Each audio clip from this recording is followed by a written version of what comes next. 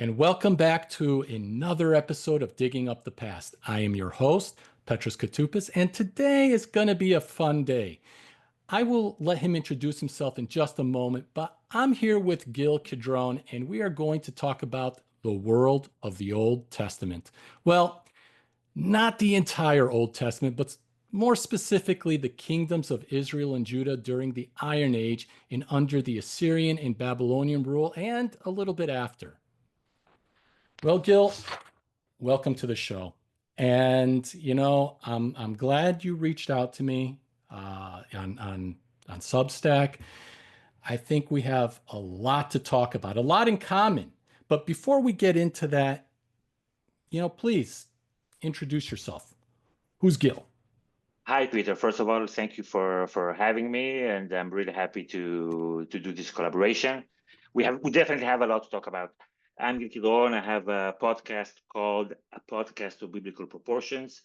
By trade, I'm a writer. I'm a Hebrew-speaking writer and editor, and I had a YouTube channel for a long time and other podcasts, and I used to do movie reviews, and basically all of that brought me to look at the Bible as stories written by actual people, real people with real emotions and with real context, because people always write within their own context. We cannot write outside of our context. So on my podcast, I basically look over the biblical text and try to understand them within their own context, real historical context, and as something written by people with inclinations and emotions, and just regular people like you and me, no different. So I think we're going to have a great conversation about all of that, like a little bit how the Old Testament, quote unquote, was written and when, in what circumstances. I already have the answer. Boom. It was Moses. Sorry. I'm kidding. Although, I mean, for our listeners, yes, there is tradition that Moses wrote the Torah, the first 5 books of the Old Testament, the Pentateuch. But since the medieval ages, I mean, we're talking about for the last, I don't know, 400, 500 years, people have been questioning, did Moses actually write these first 5 books? And there's reasons why they were questioning, because they were seeing so many inconsistencies. They were seeing so many things that just didn't add up or make sense. So biblical scholarship was born. And, from this, a lot of theories have emerged or evolved over the coming centuries. And honestly, some of those theories have evolved to the point where they actually make a lot of sense. Definitely. And we'll go over some of those theories in a second. But I mean, it's just these inconsistencies, they portray a picture of, not just one person sitting down, through divine intervention and penning something that an angel or a deity, is whispering over their shoulder, right? You get this sense that multiple hands have had at this, and over time, it just got pieced together, compiled together into a single, almost cohesive narrative. Because again, inconsistencies, but at the same time, these modern theories help to explain a lot of these inconsistencies and give us a better understanding of what the world of the Bible looked like. And it puts this human touch that you're talking about into the Bible. It's a beautiful piece of literature. It's not something that you can say that is just meaningless or just a bunch of stories. When you actually sit down and read it and think about, like you said, within its historical context and the imaginations and the thought process or the motivation behind some of these writings, whether it's propaganda or something else entirely, you get this sense, this feeling like of the the emotions that that writer was feeling at the time when he penned not necessarily that Definitely. book, but just even that fragment of text. So, to me, the idea of biblical authorship and how the Bible came to be, it's just such a fascinating thing. And it's not just the Bible, it's with everything.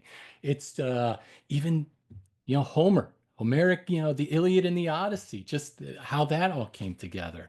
Because if you know anything about how, the story about the Trojan War and the Trojan cycle, it just, again, it's just, you get this sense of just multiple little stories that eventually come together and build this cohesive narrative to eventually come to what the form that we have today. And it's just fascinating to me.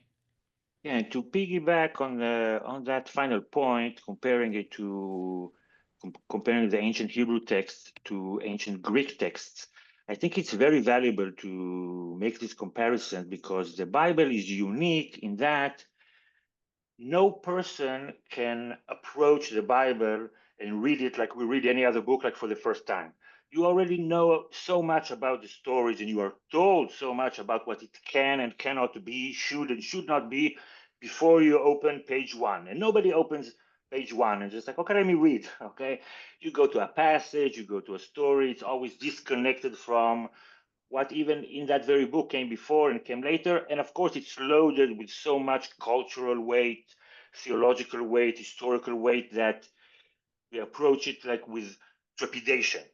Whereas, to use your example, ancient Greek texts, scholars have long known, found out, shown how the different Greek myths always are about the time they were written.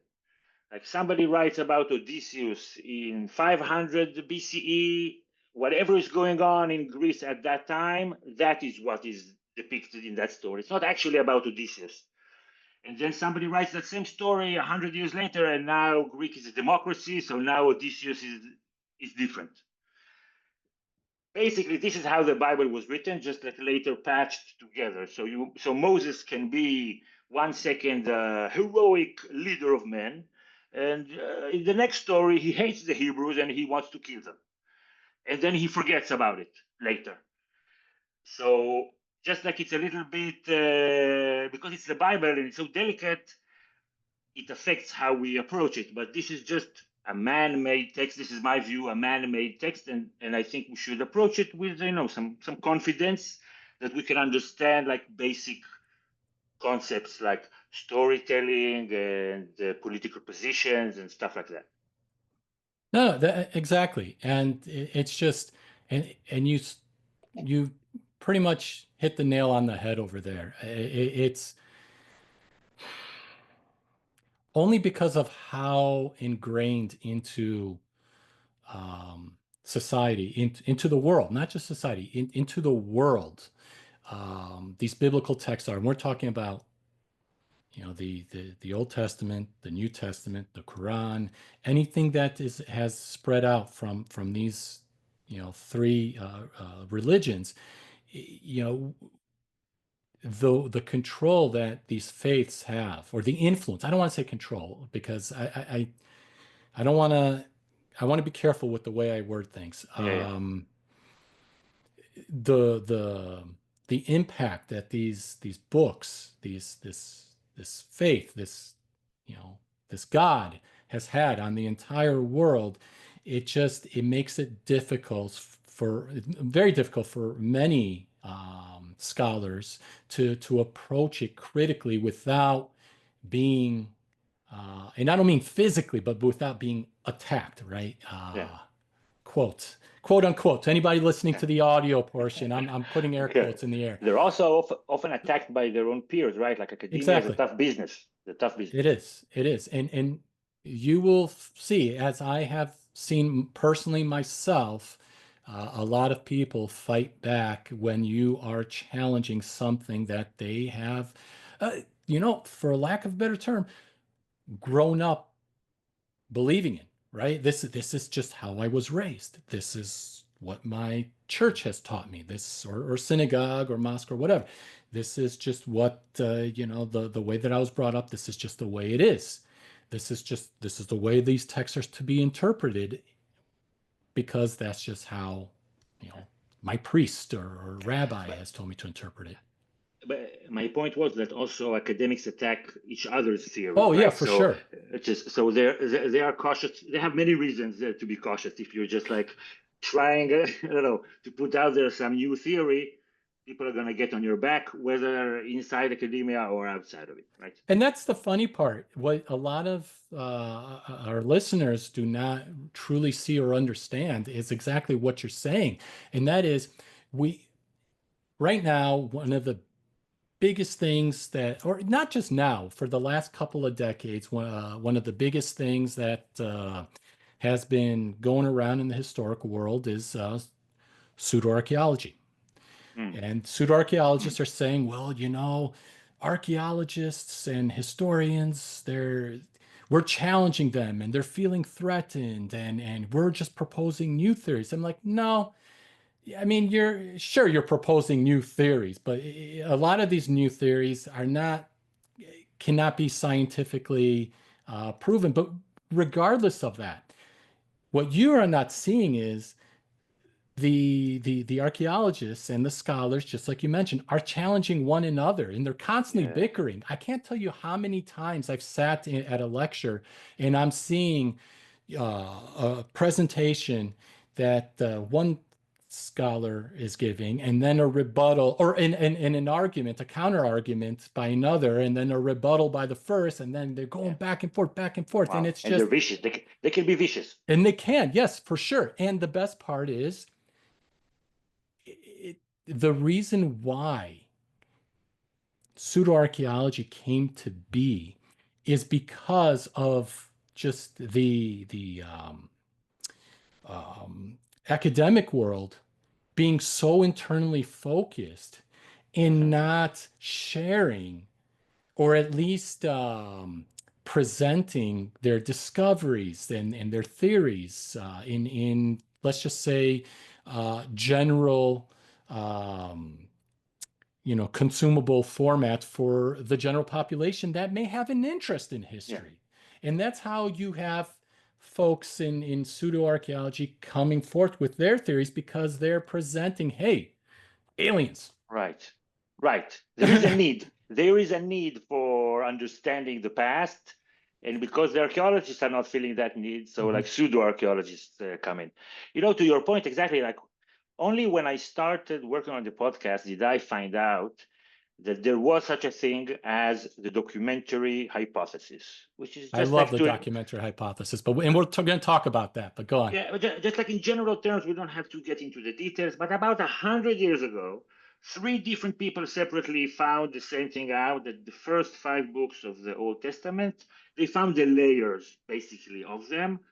And you can go and find it online and can see how the layers make a lot more sense within themselves in terms of plot continuity and style and emotion and political view. And they gave letters to the four layers. That's not really important, but they found the different layers. So basically, you can read the story of the flood, for example. It's made of two stories intertwined, and you can read them separately, and they're great separately. But the way they are now in the Bible, they are incoherent because it jumps from one story to another, from Exactly. one layer and version to another. And when I found this out, I was like, how come this is not popular knowledge? This is the most interesting thing in the world, that every person can go and read these stories as they were Because written.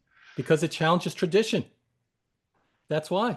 Is it because it challenges tradition, or because of your point earlier that academics, they use their own knowledge just for, it's for internal use. They don't want Well, people from the outside coming in and maybe, I don't know, there knowing too there much about it. Maybe. so yes, for the listener, the documentary hypothesis was first proposed a couple hundred years ago. It was originally known as the source hypothesis, and scholars first noticed how, yes, there were a lot of inconsistencies, like I said in the text earlier, and like Gil just said, we even see duplicates of the same story being told, sometimes simultaneously, just like the flood story, where we see one that's being written in an older, more archaic style, and then another one intertwined within it that's written in, that looks like it's written in a slightly newer period with and a slightly younger version of Hebrew. Right. And it just, when you pull them apart, you get two complete stories. Yeah. Beautiful And it, stories. and it's just, it's things like this, and even just words that are being used. Some words date to much later periods, like Persian periods, and other words were not in use during those exact same periods. So Yeah. we look at the text, we look at the vocabulary, we look at the orthography, the way that things are spelled, and we can compare it with extra biblical, archaeological written text and see, oh, okay, this belongs to this period. Or All right, 1 second. Somebody is knocking on my door. Sorry. okay, yeah, go That's ahead. weird. I mean, on Airbnb, that's weird. Sorry. Sorry. Something irrelevant. Sorry. No, that's fine, that's fine. Okay, yeah, so so yes, when you look You at were these, talking about the vocabulary, right? So yeah, you to look try at the and vocabulary, you look at the orthography, the way that things are spelled. that's correct. During an older period, they didn't make use of the matras lecciones that you see during later periods, right? Where, and for the listener, the matras lecciones so if you know Hebrew, Hebrew is a consonant-only alphabet. How do you capture vowels? Well, you can't with consonants unless you allocate specific characters, vowel usage depending on where in the text they're positioned. So that being said, when you see the use of this, you see them at a slightly later period as opposed to earlier periods where they don't have them. And you see the same words sometimes written multiple different ways, and it gives you a sense of when to date it. But anyway, my point is scholars have been able to identify four different um, authors. And when I say authors, each author does not necessarily have to be one singular scribe, Right. but four authors to signify four different periods of writing. You have the Elohist, which they've identified through the text and context of the writing, who belong to the northern kingdom of Israel. The Yahwist, they put in the southern kingdom of Judah.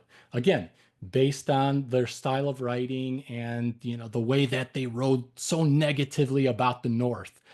Then you have the priestly. The priestly spent more time focusing on tradition and laws and things that the Elohist and Yahwist did not necessarily care about.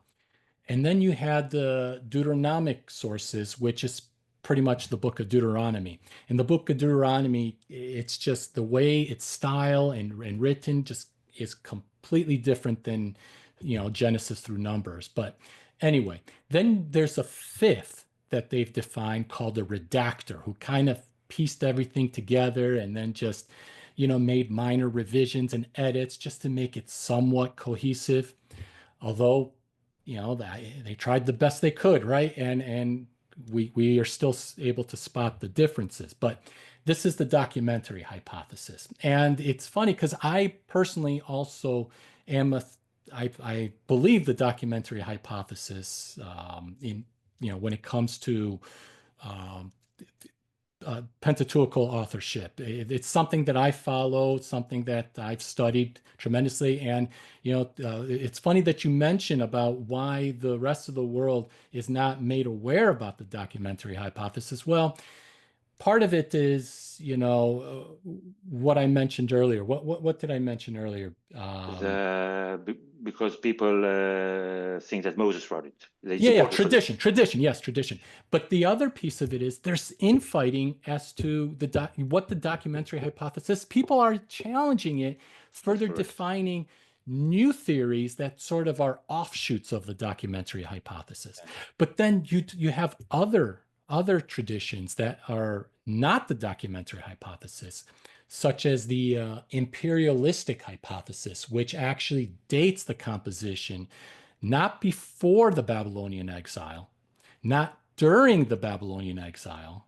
Okay, so 587 BC is roughly the top. 587, 586 is when Nebuchadnezzar came in, and we'll talk about that in a bit. Came in and exiled the part of the population to Babylon, the Judahite population, and then eventually Cyrus the Great came in, freed the Jews, said go back home, and it was during this period when Ezra, you know, came back to Israel to teach the Jews of the time the traditions that they should follow.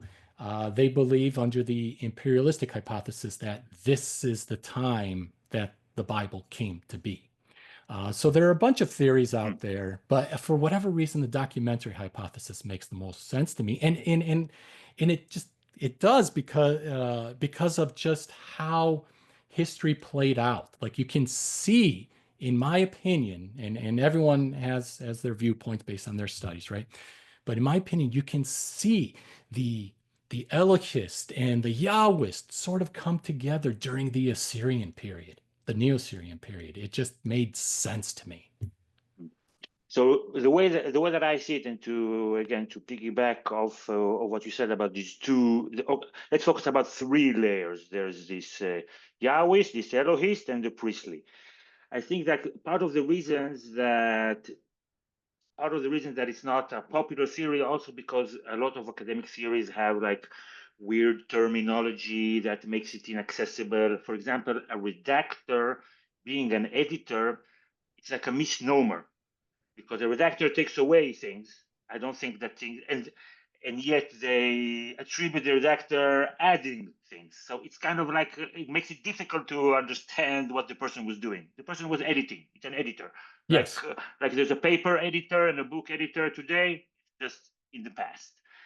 And for me, okay, so they call it Yahwist and Elohist. The way that I think that they are best understood is this, whatever, Yahwist, that's the elitist perspective, where God, Yahweh, and Moses, they don't like the Hebrew people. They want to kill them. They're angry with them. They threaten them all the time. And the people always complain in the desert and are basically being, represented as, a horrible people. Like in Hebrew, we have this term, Am Shel Kakot, a shitty people, basically. Okay, so that's a consistent in like this layer that they found that is now combined with other layers, but they have found it. You can go and look it up and go and read these stories online. In this layer, it's very elitist and the people are terrible. In the Elohist layer, it's the opposite. It's very populistic. And Moses is collaborating with the other leaders, with Aaron, with Joshua, and he loves the people and he forgives the people for their sins, and God cares for the people, basically. So that's just like a completely different perspective. Even sometimes of the same story, you would have like two different perspectives. In one of them, the people are terrible, and Moses, oh, poor Moses, the people are complaining that they are thirsty and they have no food. I mean, those are valid complaints if they have no food and they want to drink. And on the other stories, the people are depicted positively. And then the priestly stories, they were written. So, okay. So I see, for example, if I'm focusing specifically on the book of Exodus, which is the most famous book of them all, so it's like a good example. That's when the Hebrews are supposedly slaves in Egypt, and then they come out through plagues and magic and all of that, and they go back to their land. So in this story, again, you have the populist perspective, the elitist perspective, and then the priestly perspective written after the Babylonian captivity. Most scholars agree it is depicted, the same events are depicted in the past from the perspective of this is how all our problems in Egypt were solved. Things were tough, but then God delivered us, and it's like from a deliverance and a salvation perspective. And it's written in the past. This is how things happened in the past, whereas the other stories, it's written as if it's in real time, like they are right now being oppressed in Egypt, or right now they're in the desert. You can feel the emotions are very visceral. There are a lot of shouting and crying and stuff like that. Whereas in Persian times, it was an era of stability and peace after very tough centuries under the Assyrians and the Babylonians. And I think that this is depicted. You can find that definitely as the separate layer, and it kind of makes sense intuitively. Is that in troubled time, people write stories about troubled times, and in peaceful times, people write stories about peaceful times. So like this is how I make sense of it. And if you go story by story, you can find that it's 100% consistent. Like this perspective on the world, like elitist versus populist, is something that we can easily understand today. And yeah, so that's my perspective on the writings and writing specifically of Exodus. Yeah, makes sense.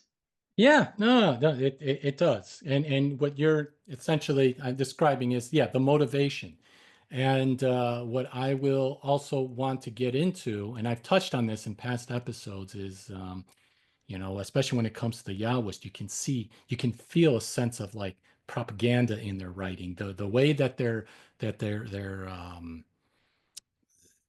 focusing their attention against the North, and you get this sense of pro-Assyrian context, and I'll get to that. But before we get ahead of ourselves, I kind of want to set the stage, and that is it is roughly the ninth century BC, and we are in the northern kingdom of Israel. During the Amorite dynasty. So Omri is currently ruling. Neo-Assyria has a very strong influence in Mesopotamia, and they've been expanding westward all the way to the coast. And in fact, Ashurnasir Paul II had led many campaigns all the way to Kulnia, all the way to the western Syrian coast, which is Mm, Kalach in the Old Testament, part of the kingdom of Nimrod, mm. or the of what Genesis, what was it? Genesis 10 was 10, I think Nimrod. it's 10. But Yeah, anyway, so you the Assyrians had a strong influence of the region, and slowly they've been sort of taking over a lot of these Aramaic states and just absorbing them into the empire. And in some extreme cases, they've been essentially exiling a lot of the local inhabitants yeah, and yeah. spreading them throughout their empire to avoid revolts. What if you spread the population just enough, you disorganize that population and they won't rise up against you. But in many cases, they backfilled a lot of these areas with other people from Exactly. other ends of the empire. But anyway, so Omri was king of the northern kingdom at the time, and for most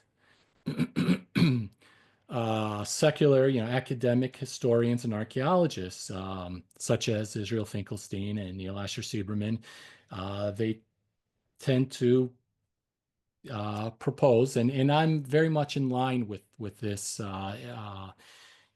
these theories that the history of the Israelites didn't begin until, okay, Merneptah Stela aside, okay, because that's a different topic for another day, which mentions, the seed of, I laid waste to the seed of Israel, or, their people are not, or whatever Merneptah said.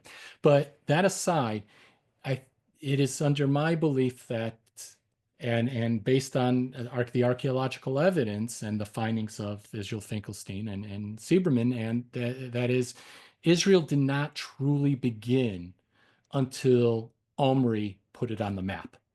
And the Definitely. reason why I say that is between the Merneptah Stela and the first instances of Omri that we read in a historical context, okay, outside of the Bible, I'm talking about in a historical context, there is a huge gap of nothingness.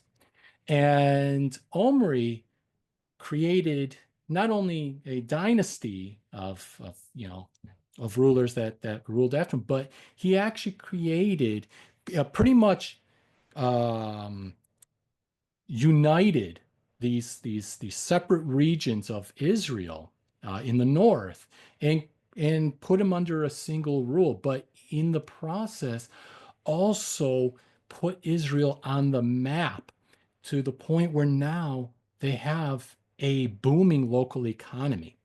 There's they're working with the Phoenicians and the Philistines to the west of them, having access to the coast. They are, working with the Aramaic, states to the east. And even though it was a love-hate relationship, they were also working with the Neo-Assyrians, in terms of trade of goods and commerce. But they were exporting wine, they were exporting olives and olive oil and various textiles. And Israel was also known for its horses. And that which becomes extremely important later on in their history and in Neo-Assyrian and the Neo-Assyrian takeover of the region. But when they were put on the map during the Omride dynasty, we started to see the earliest evidence of writing in the area. So we're starting to see the Canaanite / Phoenician text being put to use, and through the archaeological evidence, right? Whatever we're digging up. But at the same time, Israel's starting to become more densely populated because it's economically booming, as I said earlier, and this becomes very attractive to external empires such as Neo-Assyria. So that's why I mentioned there's a love-hate relationship, because at some point, after what Omri, you had Ahab, and we've heard the stories of Ahab and Jezebel, which I'll touch on because of just the way the writers of the Southern Kingdom view the North, and they did so with extreme jealousy, and you get that sense in the Yahwistic writings.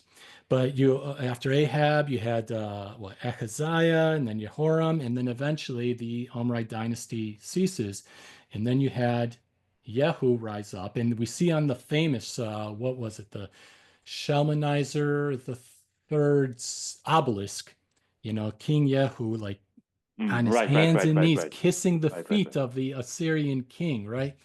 So Ouch. it's at this point that eventually the Israelites finally, say, okay, you know what? I'll be a puppet ruler for you. You can take over. Just let us, live our lives in peace. We'll give you tributes, like gold, whatever you need, and so forth. But this period of this I'm going to call it a golden age in the north, where everyone was just becoming wealthy. They were doing great for themselves. This made their southern neighbors very jealous, because Jerusalem at the time, it wasn't a very populated city. It wasn't, and the entire area of Judah was not very, it wasn't populated. Israel Finkelstein's archaeology shows that it started to become more densely populated after the downfall of the North, as people started like Exactly. migrating further south, and with them they brought their skills, their crafts, their scribes and writings and everything, and now all of a sudden Jerusalem has it all. And you see this in the text. Now, historically, in the documentary hypothesis, you see that the Yahwist, by traditional scholars, or biblical scholars, they tend to place the Yahwistic writings before the Elohistic ones. But I propose the opposite. Based on the archaeology, it just makes more sense that the Elohist came first because the writings were talking about a a common people being united. They were living in a wealthy, almost peaceful type of era. So there wasn't so much negativity in that Elohistic writing. And on top of that, Mm. they referred to their God in pretty much the same way, as the Canaanites referred to their God, El. So they constantly called him El Shaddai, Elohim, and the many variations of the same name that was very commonly used for some of the Canaanite deities, or the Canaanite religions around, their neighbors, right? So you get this sense that these Elohistic writings, because the Northern Kingdom started to discover writing and put it to use earlier than the Southern Kingdom, you get the sense that this came first. And it wasn't until the fall that everything eventually came south, and then the Yahwist was born. But it wasn't born immediately. You get, you know what? Before we get to that, um, I'm doing a lot of the talking here. So Sorry. I want to be polite. Sorry. No, I'm listening, I like everything that you said.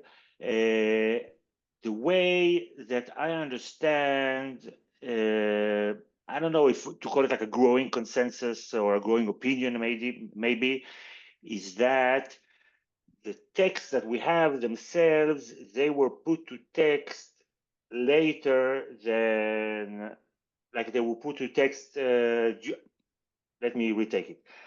A growing opinion today among scholars is that most of the J and E was put to text in actuality in the Babylonian captivity. I don't know, a growing opinion, let's call it.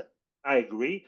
Then there is a disagreement whether they are putting together the texts about their past, or is it, like I mentioned earlier, with ancient Greek texts, where they might be writing a story about something that happened in the past, but they're actually writing about their own present situation. Because I find it like difficult to believe that people who are in captivity, right in the Babylonian captivity, writing about Hebrews who live in captivity, an Egyptian captivity, basically going through the same exact experience, wanting to go back home.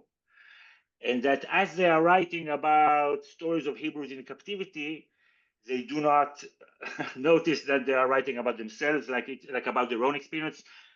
For me, like from what I know about how people write, whether in the past or today, you are always writing about yourself and about your present situation. So for me, the stories about Egypt, like they are set in Egypt, but they are actually literature about what's going on in their time. And there it comes, those two layers that you mentioned. We talked about the J, elitist Judean one, and the E, more populistic Israelite one. Because as you said, after Kingdom of Israel was destroyed, a lot of Israelites, elite Israelites, with scribes and funds, they immigrated down south. So they still retained, both sides retained their heritage. Obviously, it's like you are an American Greek, right? You retain your heritage. It's important. It's not something that we just forget a generation or two later, right? So I think it's in the same way. I think it doesn't necessarily mean that it was written in Israel and in Judea. I think it's a strong feeling of community. We are different. Judeans and Israelites are different. And then this all changes in the later layer after the Babylonians are disposed of and the Hebrews are allowed to return and they return to their homeland. Now, all of us are together. This is the perspective. We are one people together. everything is fine. We had some problems, right? God took care of them. Here we are back in our land. This is the perspective as I see it. It's not the actual plot. For me, the plot is not what is most important. Let's focus specifically on the book of Exodus, because it's like if you write today a story and you set it in the future in Mars, or you set it in the past in ancient Rome, you will write about your own time. You will write a different story today set in Mars in the future than you did 10 years ago or 20 years ago. We can see that, right? In sci-fi, it always changes according to what is happening in the world today. So for me, this is how I see that it was all combined. The Babylonian captivity makes sense for me as a time of a lot of writing, because they had a lot of time to write and to beef with each other. And we know that, for example, the book of Ezekiel, Ezekiel was a scribe, a writer, real person that went through this captivity, and he's documenting his, whatever, not adventures. Some of them, of course, are imagined. If you don't believe in God, right? So he sees all kinds of things. But it makes sense to me as a period of a lot of writing, and also after the great miracle of the downfall of the Babylonians and return to the land. This is an excellent time to write again new versions. Now that we have a good life, a good world, that they believed that Yahweh brought to them. They believed that Yahweh brought the Persians and delivered them. And I think that this is reflected in this layer of Exodus, where God takes them out through magic and all of that. This is the basic perspective. So for me, these are stories. It's like a fiction about actual things that happened, and thus inevitably it is true and real, just not in the setting or in the names of the characters, but it's true and real in that it retains real emotions, real experience by real people who went through very similar things, obviously, to the stories that they are writing. It's like a writer writing about writing, for example, right? Like a movie about a show about a script writer. Of course, the writer is writing about himself and his own experience. Basically, Yeah, this yeah, is what I'm talking about. you see that a lot, right? You see that a lot, and what you're saying makes a lot of sense. Although I have a lot of things to say about the Exodus, but then again, that's a conversation for another day. But I will say this. I will say this. Harvard classicist, I think Harvard classicist Gregory Nagy once said, and I'm going to paraphrase, okay, because I don't remember the exact quote. And that is, he once mentioned that myth is designed to organize, historical events, right? Right. It's not intended to preserve historical events, but intended to organize historical events. That's not Hmm. that's not to say that all myth has some sort of grain of truth. And that's not what he's trying to say. But this quote was set in the context of the Trojan War. And if you know anything about the Trojan cycle, the Homeric literature and the literature that surrounds the Homeric literature that gives us the whole picture of the Trojan War, we cannot pinpoint a singular event to an exact point in time. Correct. But what Correct. we've discovered a city that is Troy, right? And we see Exactly. multiple layers, one building on top of the other, and so forth, dated to each, time frame, each respective time frame, and each layer came to its own end. Some earthquakes, one specifically was a very noticeable war, War. and so forth. So, we do our best to attempt a dating based on the destruction layer, but it wasn't until the Hittite writings came along, when we discovered the Hittite tablets at Hattusa, that we were able to see, oh, wow, Greeks actually came to Anatolian shores and were causing a lot of trouble. And you see a lot of diplomatic back and forth, like, hey, Greeks, they were referred to as the Achaeawa, or Achaeans, the Homeric Achaeans. The Hittites were like, hey, cut it out. You're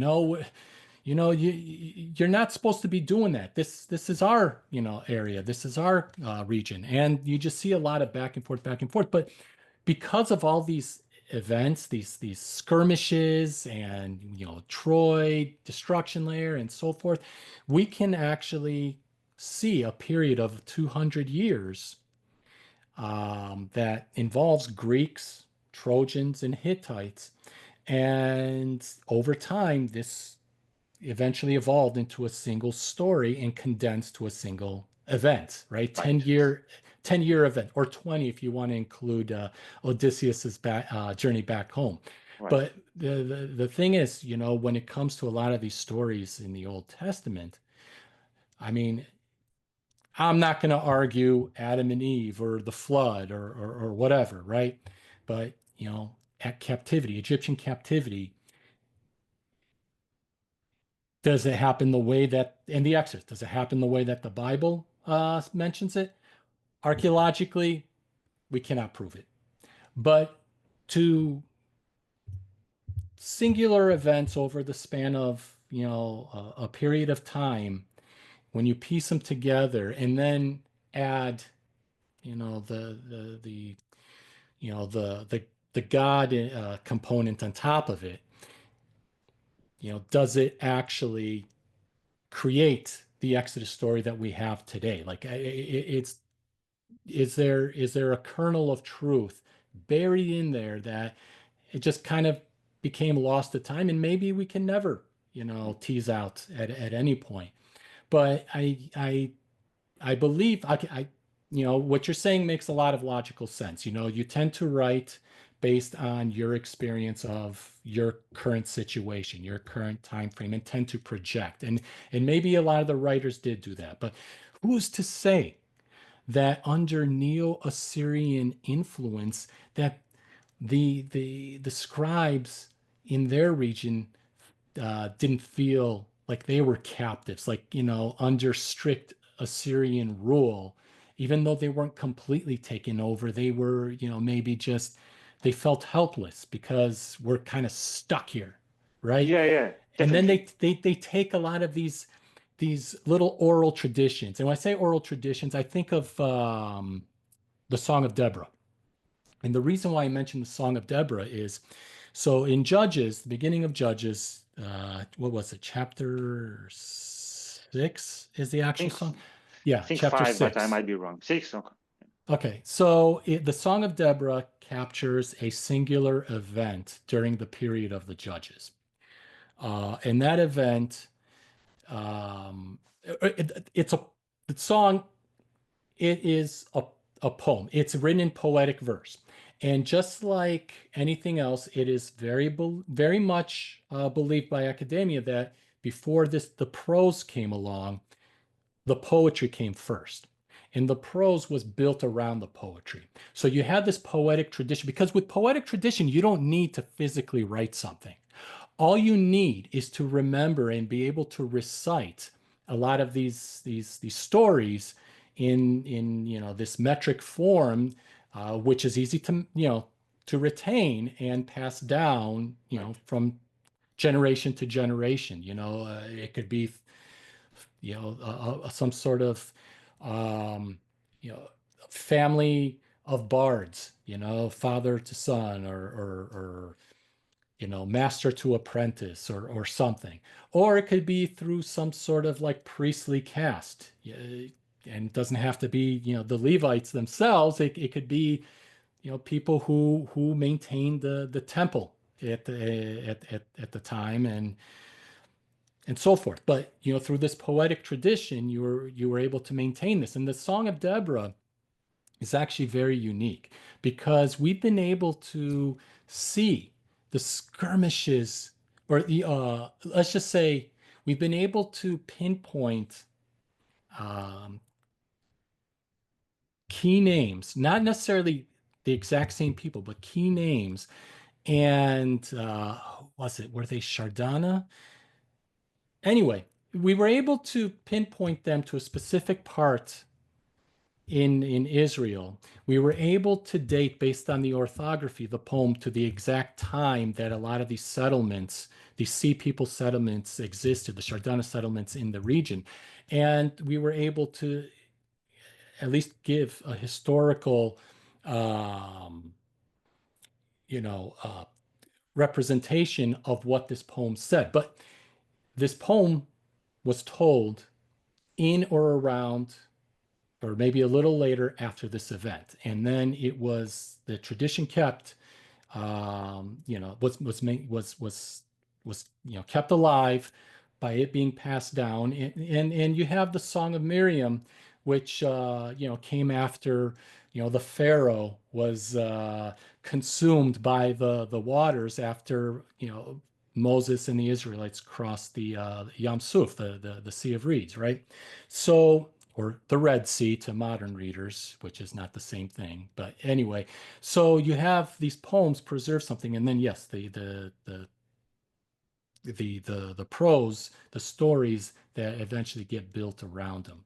But Let me come I in get, for a moment. I yes, think go ahead. I agree completely. I don't think that it's very likely that if we have different factions within the Hebrews, let's say the Judean elitists and the Israelite populists, let's call them for a moment, I don't think it's a conceivable coincidence that both of them would begin writing about their past, their joint past in Egypt with the same characters for no reason.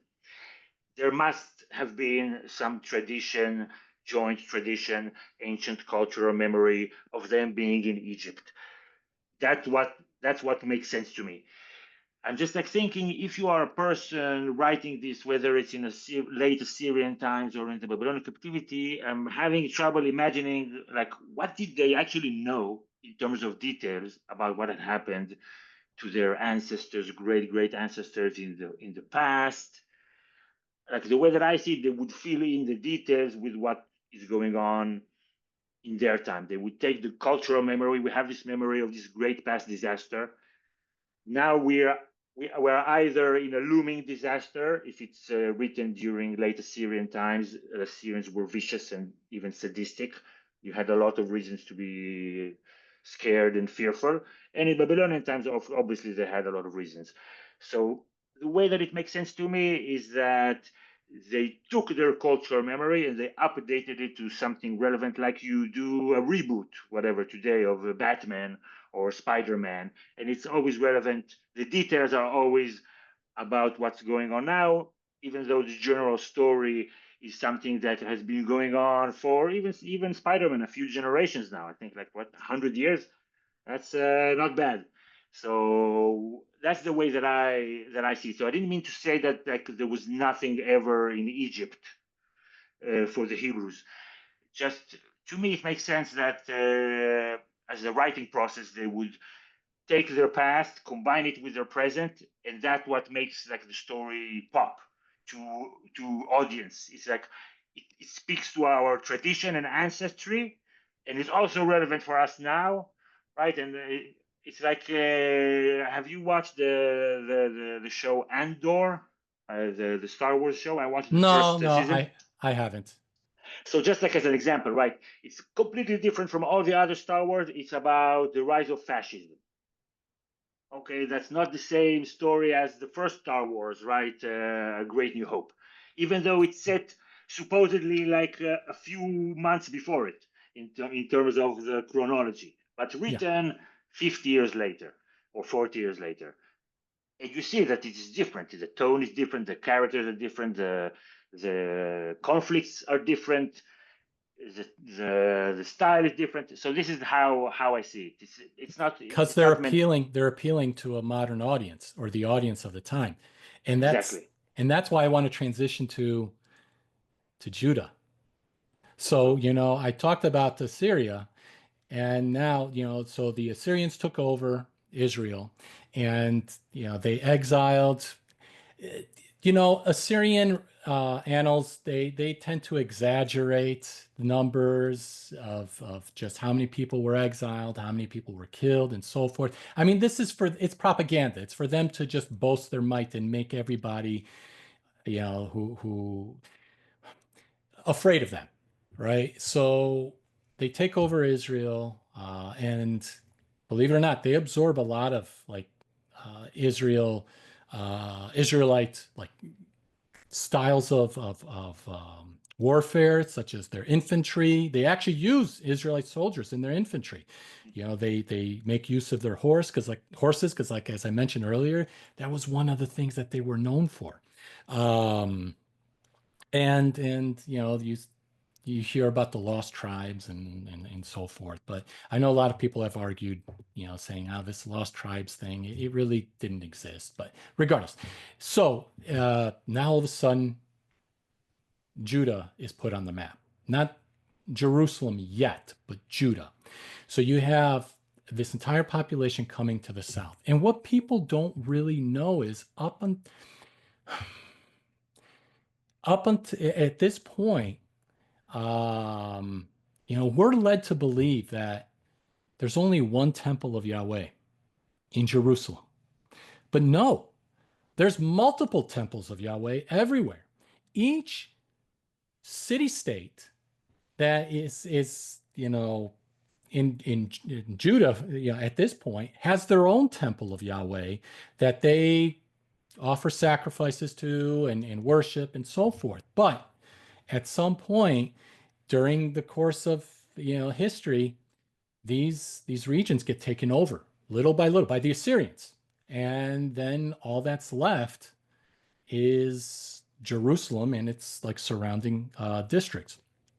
And now they're like, well, we're the only one. We're the only one that can say we have a temple of Yahweh, and now comes the point where it's Jerusalem's time to shine. And it wasn't until the period of Hezekiah that Jerusalem's economy started to boom, similar to that of its northern counterpart, 100 years earlier.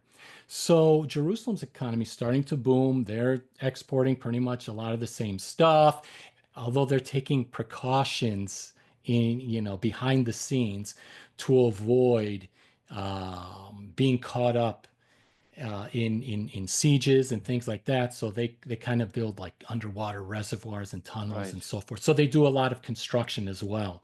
And but Hezekiah plays it cool. And for whatever reason, the author of the book of Kings, or Second Kings, when he's writing about Hezekiah, always writes about him in the negative. But that's because in Isaiah also, who prophesied during the reign of Hezekiah, said a lot of nasty things because at an external view, all they see is Hezekiah just bowing down to the Assyrians. But no, he was trying to maintain peace with the Assyrians. But at the same time, he was taking advantage of the Assyrians. And the reason why he was taking advantage of the Assyrians was because they they secured all the trade routes. So they made it possible for Jerusalem to maintain its economic growth. And even after Hezekiah, Manasseh continued that tradition. But it's under my belief that the Yahwist was starting, to take root during the end of Hezekiah / early Manasseh reigns, because of the texts themselves. You get this sense. Not only are they portraying the northern kingdom, which already fell in the negative, right? They're already talking smack about all the other tribes except for Judah and Benjamin, but they're also adopting themes that are very pro Neo-Assyrian and stuff that we know existed in Neo-Assyrian archives. You know, the stories about the flood. I mean, don't get me wrong, the Epic of Gilgamesh was already in Canaan back in the Bronze Age, you know, before 1200 BC. We have in Akkadian, written Akkadian form, we were able to excavate the Epic of Gilgamesh at Megiddo. So, I mean, the region already knew these stories, but you see like variations of them that are very close to what we see in the Library of Ashurbanipal, for example, at Nineveh. You also see other primeval stories, such as the Tower of Babel. You know what people don't know, and I wrote about this as much as I could. So George Smith, the person who translated back in the late 1800s It's a the Mormon 11th, religion, right? huh? John Smith is a Mormon. He's No, like the founder. George Smith, George Who? Smith. Yeah. So He who was is he? he's a British Assyriologist Uh, who translated the Epic of Gilgamesh. But he ah. first translated the 11th tablet, which contained the flood story. Yeah. I just And saw it in the British Museum a month ago. oh, I'm sure it was a beautiful thing to see. Yeah. But anyway, I forgot his name. Yeah. he wrote a book. What was the name of that book? Hold on. It's right here. Uh, you know what? Uh, you know what? That's okay. He wrote a book that essentially collected all these Babylonian, he called them Chaldean stories, but everything that he discovered and translated in Nineveh, and he was able to find a counterpart, a counterpart to for Genesis, the book of Genesis. He published in this book, and he actually wrote about a tablet, a suspicious tablet, that he did not give the numeric assignment to. Like we don't have the catalog, index number to, but it essentially it tells an Assyrian story or an Assyrian version of the Tower of Babel. And it's just remarkably similar. But then you have stories such as Eden. Eden, every culture has a paradise story. Every culture has a first man and woman story. Every culture. So that's not the part that was interesting to me. The part that was interesting is there during the Neo-Assyrian expansion westward, there was a Neo-Hittite state called Bitadini, or House of Eden. And this House of Eden was, you know, we don't have much in terms of excavations. I mean, we did excavate it. We did, find a lot of fascinating discoveries.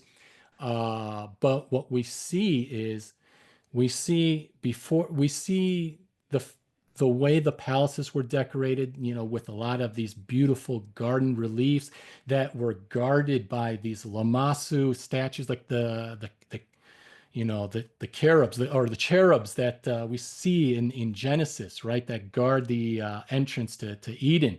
Boom. We see all these Assyrian themes in the palaces in Bitadini, and essentially they are wiped off the map at some point before Jerusalem comes into the picture. And the reason why I'm mentioning this is we see in the book of Isaiah multiple references to how Eden was taken over by the Assyrians and how their people were spread across the empire to disappear forever.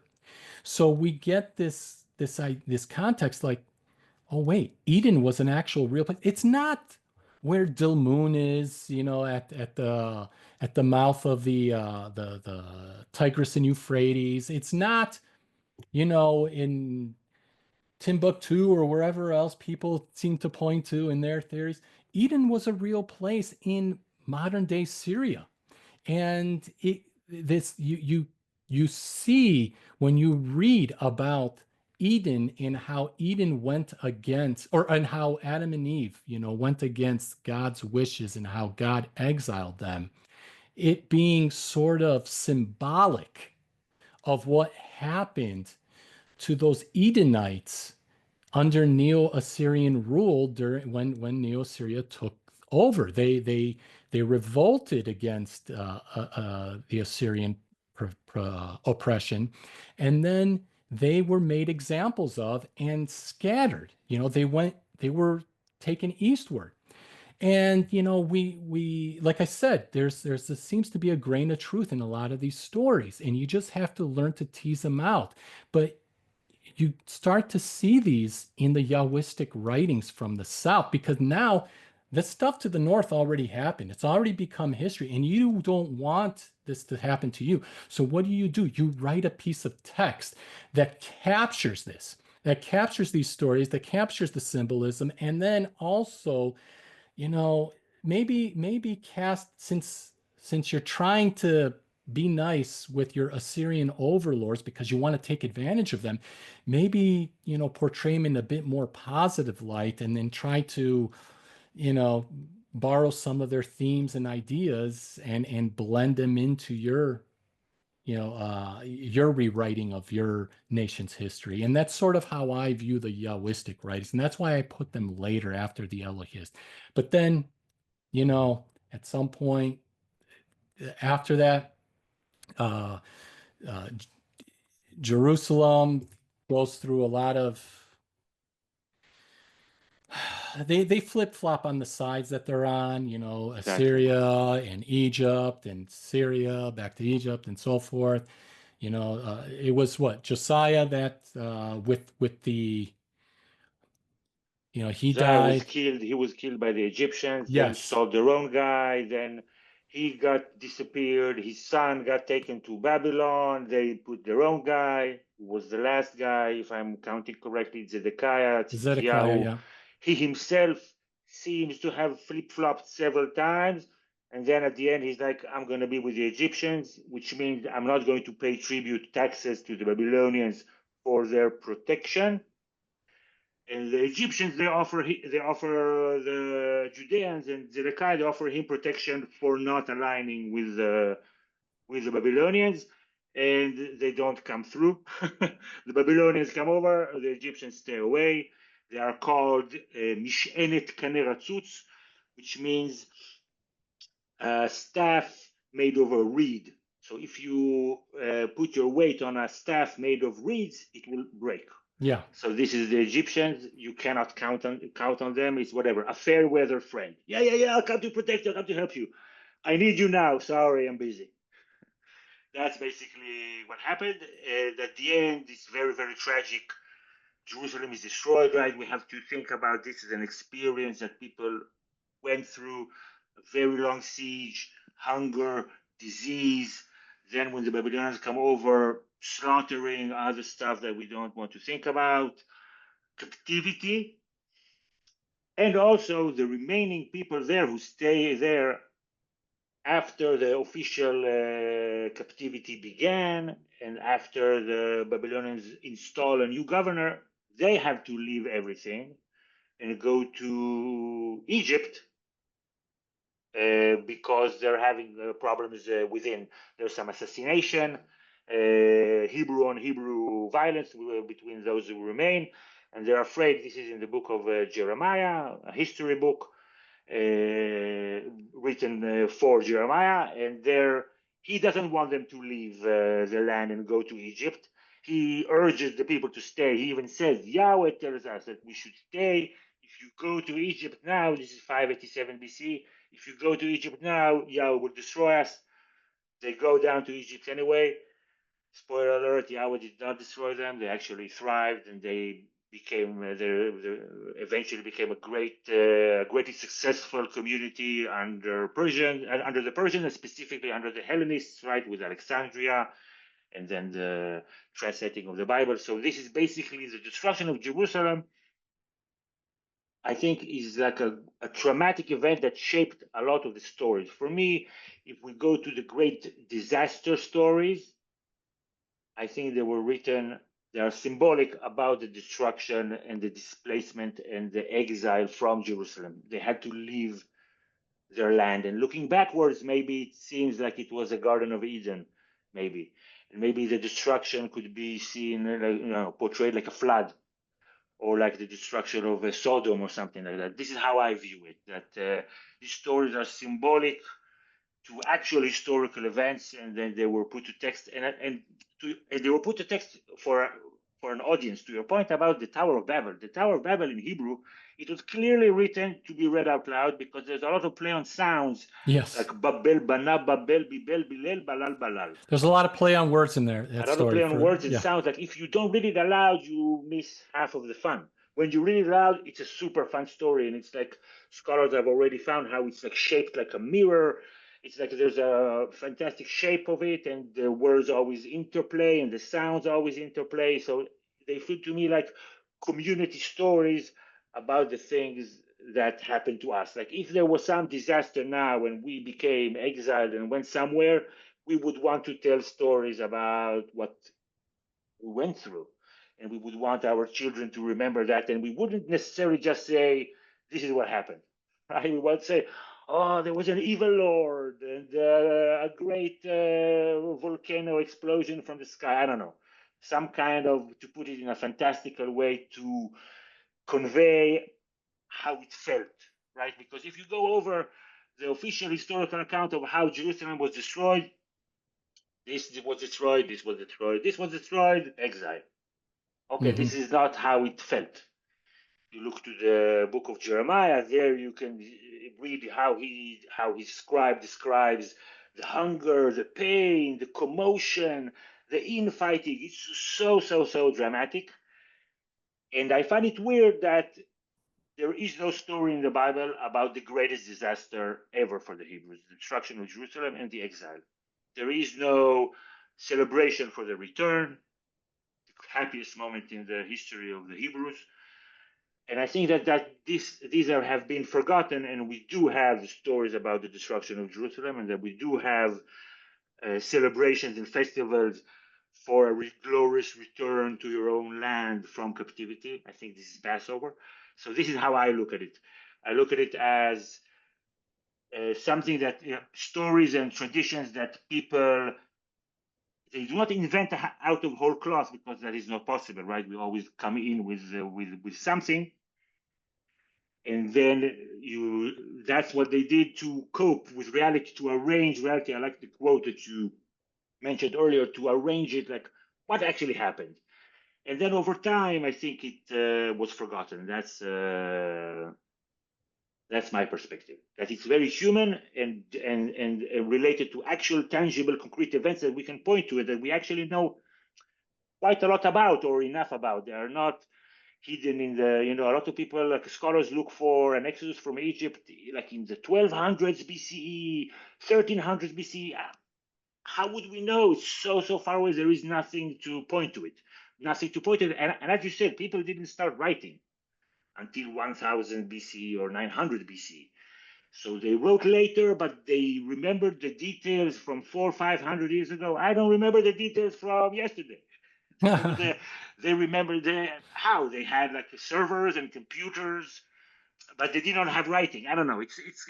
It's a little bit weird. I prefer to look at it as text written by people about actual things that we can know about. Yeah, so the the thing about the Babylonian exile specifically has always fascinated me, because you know so you have a subset of the population just relocated eastward, many of which who relocate to Babylon specifically. Not all of them, but a lot of them. And for a lot of the Judahites that relocated there, because they're not officially called Jews yet. I mean, Not yet, not yet. the Judahites, the people from the region of Judah, they start a new life, a lot of them. sure, these were the good old days, back when we were at home. They reminisce about, the land of their forefathers. But a lot of them actually become quite successful Correct. in this new world, in this new land, this land of many gods. Now, I mean, if you pay attention to the archaeology of both Israel and Judah, you will know that Yahweh was not the only God being worshipped. Now, Yeah. Scripture tells a different story, or the Yeah. Scripture that we have today. I need to be careful. The Scripture that we have today tells a different story. Let me back up your point here. Yeah. The book of Ezekiel, he lived through the Babylonian captivity, and he writes about his beef with the Hebrews who are worshiping statues and other gods. Yeah. So this was like a problem during the Babylonian captivity, and also it makes sense. They believe that their God destroyed their land. Now they're in another land, much stronger, bigger, wealthier, and Stronger gods. Yeah. stronger gods, right? And you start to pick up new traditions whenever you immigrate somewhere else, whether it's by choice or not, you pick up the local traditions. Well, It's it's like inevitable. the Philistines. The Philistines, they were part of the wave of the sea peoples. They came from the Aegean and they spoke Aegean dialects, whether it was, an Mycenaean Greek or some other Indo-European dialect, like Luvian or something else. They eventually found their way to Egyptian shores, and Ramses III said, "No, you get the heck out of here," and pushed them east into the land of into the Levant, right, where they eventually occupied the coastal regions. But for multiple generations, the Philistines, acted like Mycenaeans or like Aegean people with Aegean pottery and Aegean, craftsmanship and weaponry and whatever. And then as they started to intermingle with the local population, you started to see Of genetically course, and culturally of them course, starting to become more like the locals, of course. like the Canaanites. But anyway, When yes, in Rome, right? When in yes. Rome, Exactly. So you have a lot of like purists, just like anywhere else, right? Even here in the U.S., right? You have people that have immigrated here, and they're purists. They want to maintain their cultural heritage, which I'm not against. But then you have others that, after it usually happens generations later, but exactly. they The start kids are to. Americans. The kids of Yes, like second so to generation. them it's like, Yeah, yes, I'm Greek by heritage and genetically, but just a little personal side of me. yeah, yeah. I married into a Jewish family. A lot of Ah, people don't know that, but not bad. I did. And your parents immigrated to the United States, or it's before that? No, my parents did. They immigrated here in the 1970s. In the 1970s. So basically, you were a lot more American than they were, and your English is completely perfect, and they They probably still retained their accents, they right? still have a strong accent, correct?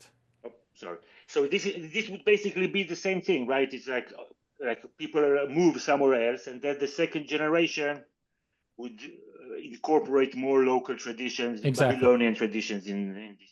And in the same, yeah, the same would have been the case in Babylon.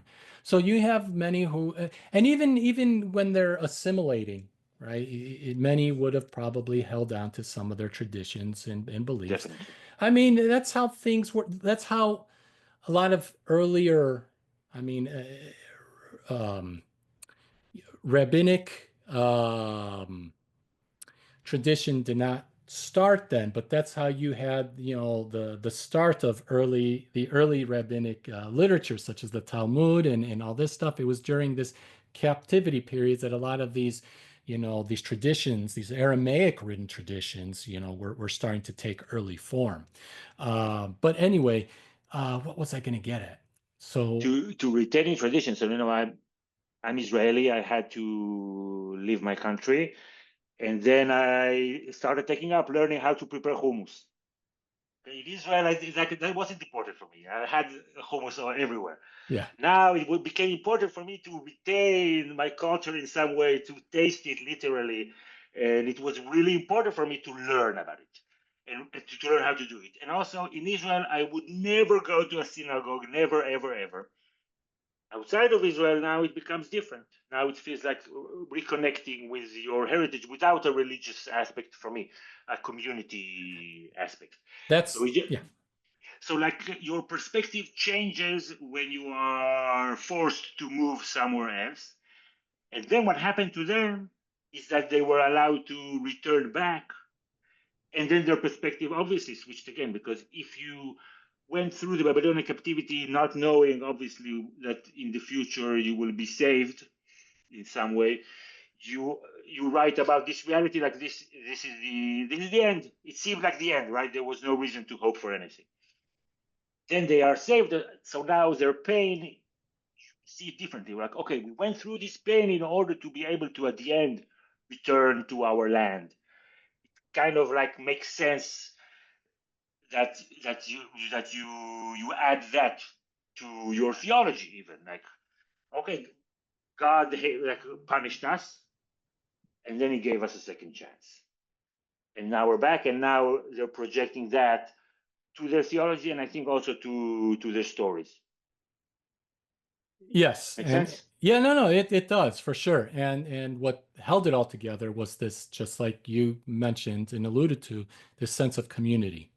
And that's how they were able to maintain their identity, even though some have drifted off and assimilated into, the Babylonian way of things. And it's funny because while the after the Persians took over and they said, "Hey, you can go back," um, a lot of them stayed behind because they're like, Definitely, "I'm doing pretty well over here. Why would definitely. I go back? There's nothing left for me over there. I mean, it's a barren wasteland for all I know. It just, Yeah, yeah, I mean, yeah, the yeah. the temple is destroyed. I, there's Definitely. there's nothing, right? It's So like it's like the Jews leaving Russia at the end of the 19th century and the beginning of the 20th century. Maybe it's connected also to your wife's family yeah, they're because of the of pogroms, right? they're of Russian descent. Russian descent. Russian, you know, um, Yeah, Lithuanian, Yeah, Eastern yeah, Eastern European, yeah. European and stuff. So people made this decision where to go. Should I go to this shithole, Israel, or should I go to America? So my great grandfather, he made the wrong choice. Let's go to Israel, which didn't exist back then. Others, most of them went to America and then they became Americans, right? So it's just some decision somewhere is being taken, and it just like changes your family history, your family culture. It would have been American. I think it's better. I have a feeling it's better. Yeah.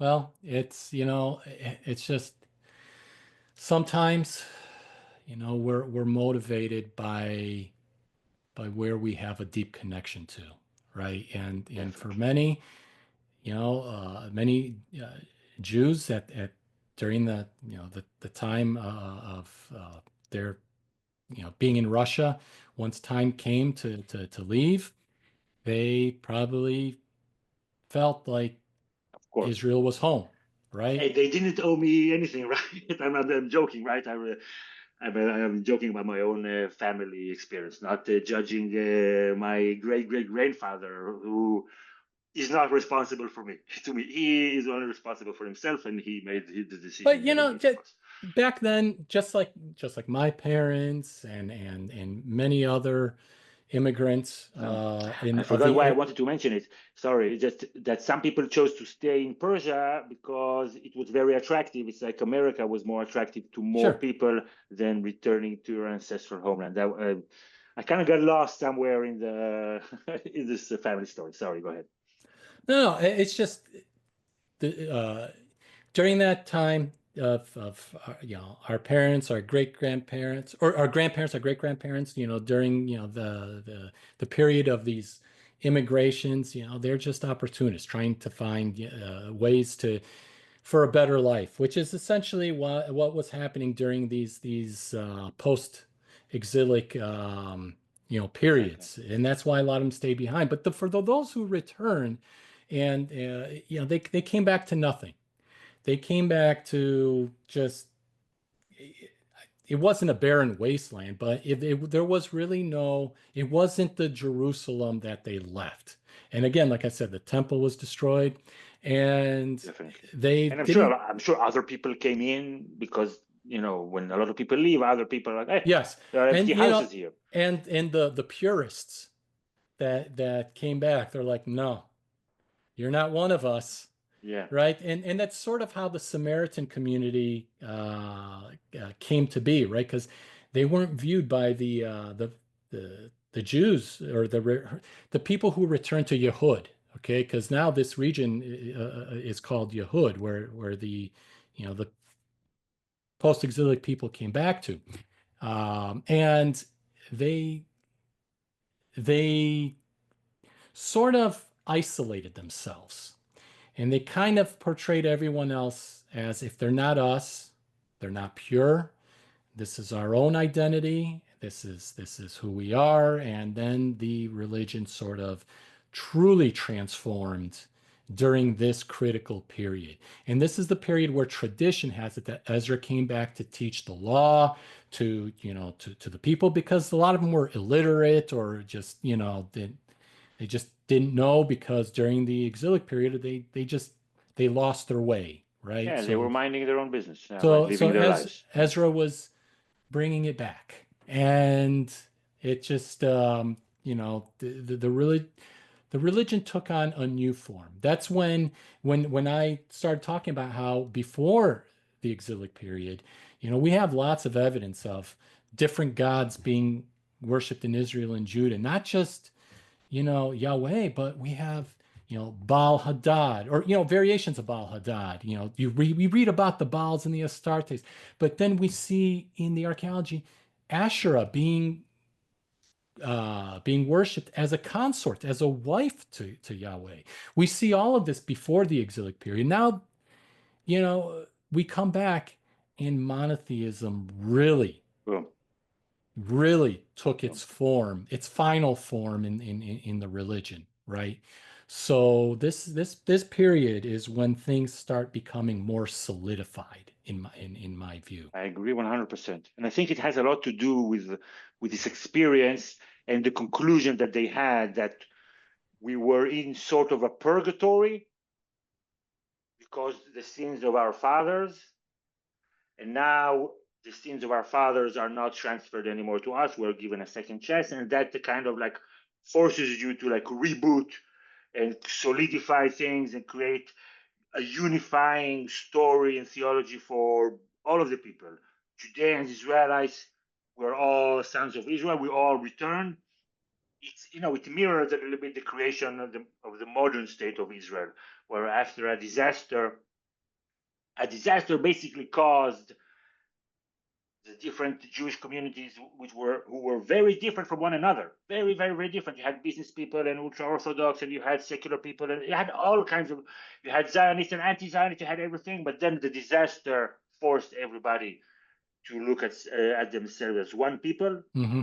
and then returning to their own land. It's a kind of a replay of history. Yeah, full circle. Full circle, full circle. Okay, okay.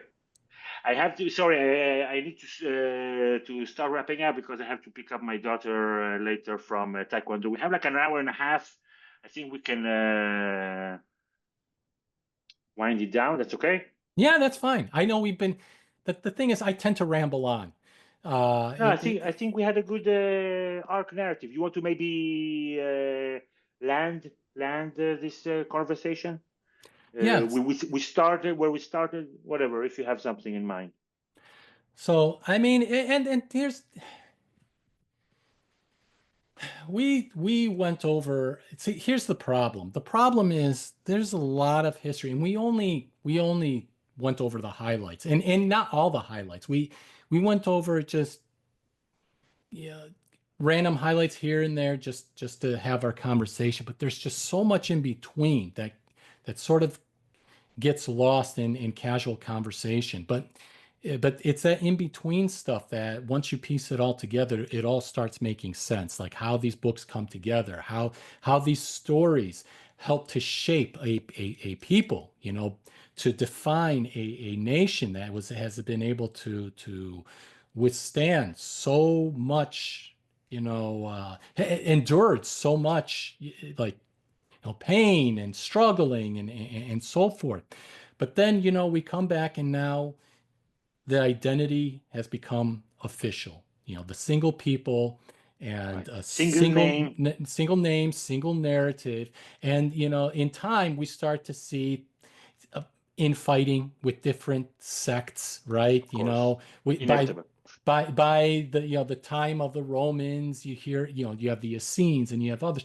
You have 50 different thousand messiahs coming into the picture. Not just Jesus. There's What people don't realize is there's like another 50 people claiming to be the Messiah to deliver them, to save them from their, at that time, Roman occupation, Right. Roman rule. So Right. the religion took on a different form, a Yeah. more like apocalyptic type of, Yeah. style, structure, just like you said, just to fit the time, the time Yeah. of the writings, and nothing preserves that better, all of that better than the one of the most incredible historical discoveries, and that is the Dead Sea Scrolls at Qumran. This has, in so many ways, given us insight into so much about the biblical texts and how much our modern texts have evolved Yeah. since then. And I think it also gives us new light on like the missing link between the Old and New Testaments, because they're like in Yes. between, written in the 100s BCE, and a lot of the elements in the Dead Sea Scrolls we see them appearing in the New Testament, but they Hmm. were kicked out of the Hebrew canon, like the books like Jubilees and the stuff like that. They Yeah. were written by priests, Yeah. Which I scholar have, priests. which You I've have over there. I've got all of those books Got there. all those. Like they found themselves in the Catholic canon. I don't know if they are in the Orthodox Jubilees canon. is no, Jubilees is not in any Not, canon. not in any canon. Oh, okay. I mean, But but like the yeah, ideas but I mean, kind of it's just reverberate. even Zoroastrianism played an influence, right? All of that played an influence Of course. in the writings of the time and what eventually evolved into later Christian writings and so forth. But Yeah. anyway, so I know we've talked about a lot, and I wanted to, take the time to say thank you, Of course. Do you for want to tell being. my listeners maybe a little bit about your podcast, like what they would be getting when they get to your Substack? Who is it for? Okay, so yeah, I have two Substacks, digging up the past and digging up the Bible. The digging up the Bible is strictly focused on content such as what you're hearing today in today's conversation. But it doesn't take a spiritual approach. It takes a more historical and logical approach to the text of So you of of the update Bible. like new Well, no, discoveries and the stuff. the digging up the Bible doesn't have news. It just has Ah, okay. Okay. research. Okay. The digging up the past, which is a Substack I've been maintaining for years now, covers not only unique articles, but at the same time, latest historical archaeological news. So the podcast that's hosted by that Substack, which is what you're listening to now, it covers pretty much anything in the Mediterranean and Near East. So if you want to know about, Sumer, Babylon, Assyria, Phoenicia, Israel, Greece, Rome, and Egypt. I mean, that's the digging up the past is right up your alley. I'll have all the links in the description box. For your listeners, I would say that my podcast is more restricted in time in terms of the historical period it covers. It's roughly from, let's say, 600 BCE to 100 Well, BCE. tell them the name. The name is A Podcast of Biblical Proportions. And I go story by story in the order of appearance and look at each story. Where would it make sense that it would be written according to things that we talked about today, like basic perspectives of how the world is how does it feel to be in the world, right? If you live under a brutal dictatorship, you write differently than if you live under a benevolent God ruler like Cyrus, who saved you, Cyrus the Great. So I try to place the text using like logical tools and archaeology and history to place them at a certain time, and then you get more out of them. They don't seem like disconnected from everything. They are deeply rooted in the time and culture and beliefs of that period. And I think that if you look for it using academic tools like the documentary hypothesis, where you can read the stories separately, then you can see how it cuts across, like the ideology cuts across all texts. I think that we know more about how to understand text than we give ourselves credit. Within the age of social media, I think we are experts at finding the hidden political agenda in every single tweet and post. It is clear why that person is using these words to portray this, and another person from the other side would portray the same event a little bit differently. So it's not like rocket science. It's something that we know and understand. And I bring this together with just my trade as a writer and editor and a commenter on stories to try to put it all together. It's basically, I would say, to people who are like really into how the Bible was written and these historical periods, because I go very slowly. I've been doing it for 3 years, and I'm only very soon finishing up the third book, Leviticus. I try to make it fun. I try to make it engaging. I hope I succeed, right? It's not heavy. And also, I improved along the way, right? The first episodes are not like the last episodes. I'm sure you can relate. Yeah, I can. Yeah. So, like, if any of your listeners find themselves like this seems intriguing to them, then a podcast of biblical proportions, they are more than invited. And I will be sure to share the link in my Substack as well. But Thank you, okay, sir. so Gil, I know you got to go. So I again, I wanted to thank you. This has been an awesome conversation. Although, Right. you know, not all 2 hours was recorded, but I mean, it was a fun 2 hours you and I spent Definitely. talking about a topic that has always fascinated me. So thank you again, and maybe, you Thank know, you. we can have this talk again We should. in the future. Yeah, maybe the next time we'll talk about Hellenistic times. That's right up your alley, your ancestry. It's actually my favorite period, like the Hebrews under Hellenistic time, my favorite period. For Maybe we sure. can talk about that. For sure. Okay. Anyway.